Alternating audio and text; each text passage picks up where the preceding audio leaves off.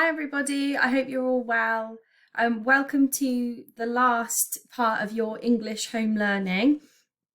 I just wanted to say before we start off that Miss Long and I are both so pleased, and we think that you've all shown such great responsibility and resilience with your learning at home, especially when we haven't been there in person to help you. You've all done such a brilliant job, and you've just tried your hardest, and that's all we can ever ask, really. And yeah, you've just been brilliant. So give yourselves a round of applause or a pat on the back, or do a little celebration dance, because yeah, we're just really happy, and you should be really pleased with yourselves too. So we've worked really hard in our English, so I think it's about time we play a bit of a game to round off our English for 2020. So we are going to be playing a game using a story square. So each of the pictures or phrases in this square will help you write a sentence, and I will show you how we are going to do that. So as I've told you, you need 2 dice, so make sure you've got those.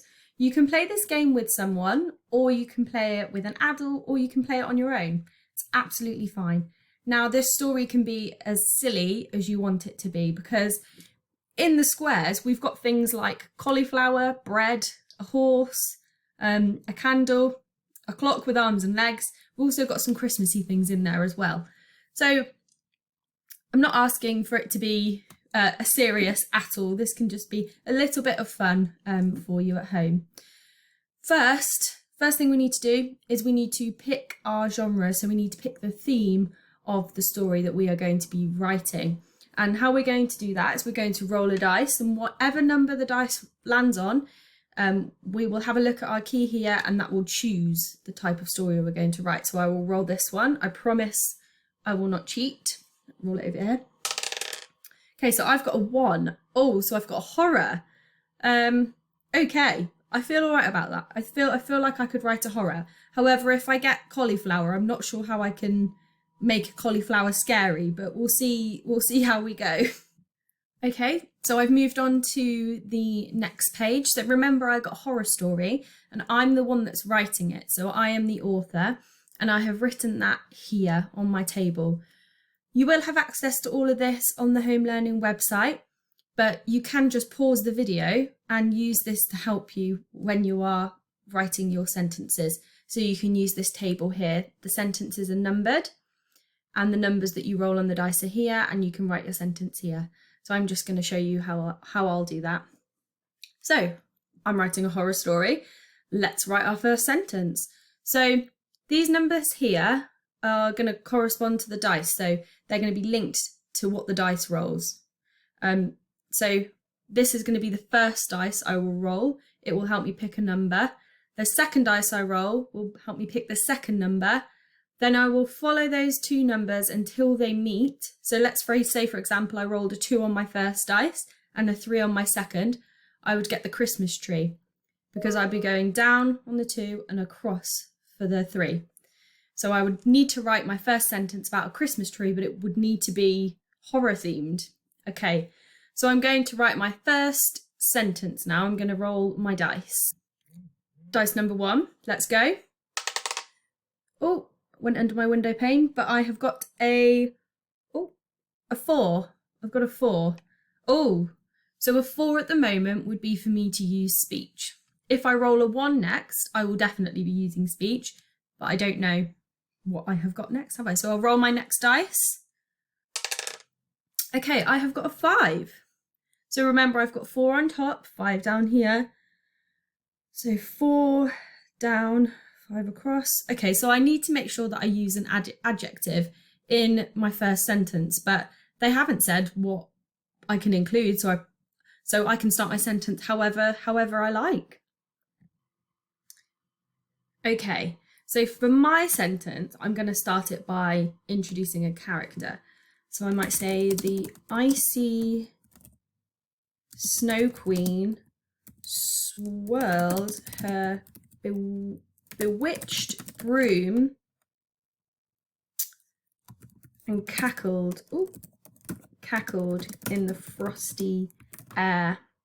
And I might say swirled her bewitched broom above her head and cackled in the frosty air. So my adjectives, I've used icy and I've used frosty. Okay, so that's my first sentence done. So whatever sentence I write next has to be linked to that. Hopefully I don't get anything like cauliflower. Shall we see how I go? So at the moment it's sort of a horror story. I've got an evil, oh, I haven't put evil in here. That would be even better. The evil icy snow queen. Actually, let's get rid of icy. The evil snow queen swirled her bewitched broom above her head and cackled in the frosty air. That's better, much more horror. Right, let's see where my next sentence takes me. So, dice number 1. Please don't get cauliflower. 6. I have got a 6. Okay, so I am up here because that is where my first, what my first dice has given me. Second dice. Number 1. Oh, so I've got a snowflake. Bit disappointed as I wanted to write about something weird, but snowflake will do because I am writing about Snow Queen. So how can I make this even more horror? Okay, so I've put my numbers in there again. I'm just trying to think of a sentence. So because she's swirling her bewitched broom above her head, maybe out of her broom comes some deadly, sharp snowflakes. She might be in Santa's workshop as well, so I might have her causing havoc in there. So, she stamped her broom on the snow-covered... actually, no, I said in Santa's workshop, didn't I? So she stamped her broom on Santa's workshop floor, sending sharp snowflakes flying out, hitting the elves and knocking them down. So bit of a sad sentence, but I did get horror, so I've got to try and make it not very nice.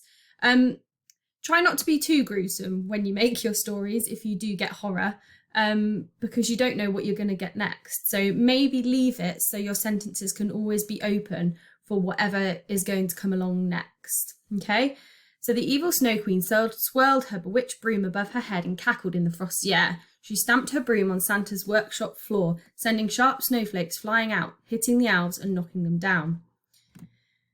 So what you may want to do is when you've written your sentences, just make sure you can go back and make sure they make sense. Remember, it can be a bit of a silly story because you never know what you're going to get on this grid. Okay, so that is activity 1 I've got for you. And then I've got another activity that's quite nice if you would like to have a little go. So I'll tell you what that is now. Okay, we've got our last activity. If you want to have a go, once you've had a go at your sentence story squares, so have a go at creating a Christmas or winter haiku. I know that some of you have done haikus before. They're a type of poem. So they're quite short poems. Everyone can get the hang of it. And I'm not sure you know for Al, but 4M know that I love a poem. So I thought we would round off with some poem activities at the end. So a haiku has 5 syllables it's only got 3 lines. So haven't got much writing to do. 5 syllables in the first line. Remember, syllables is sort of how many beats we've got in a word is how I think of it. So 5 syllables the first line, 7 for the second, and 5 in the third. So what I want you to do is give yourself 2 minutes. So see if you can find the timer online that we use for maybe our times tables grids, and give yourself 2 minutes to write down all of the words that come to your mind when you think of winter or Christmas. So yeah, challenge yourself and see if you can think of all of those different words, and you've got 2 minutes to do so. If you want to pause the video now and have a go at that, go ahead. And then you're going to write your haiku with some of the words that you've come up with. So I had a go and I came up with winter is the best, cold air, snow, and Christmas trees. Enjoy it whilst it's here. So see if you can come up with some interesting winter/Christmas haiku, whatever you would like to write about. And try and use some of the words that you have come up with. And it'll be wonderful to see if you've got any lovely Christmas haikus that you can send our way. And that is the end of our English home learning for before Christmas. Again, you've all done a brilliant job and I hope you enjoy this last lesson. And we will see you on Friday for some wintry Christmas fun. All right, take care. Good luck. Bye.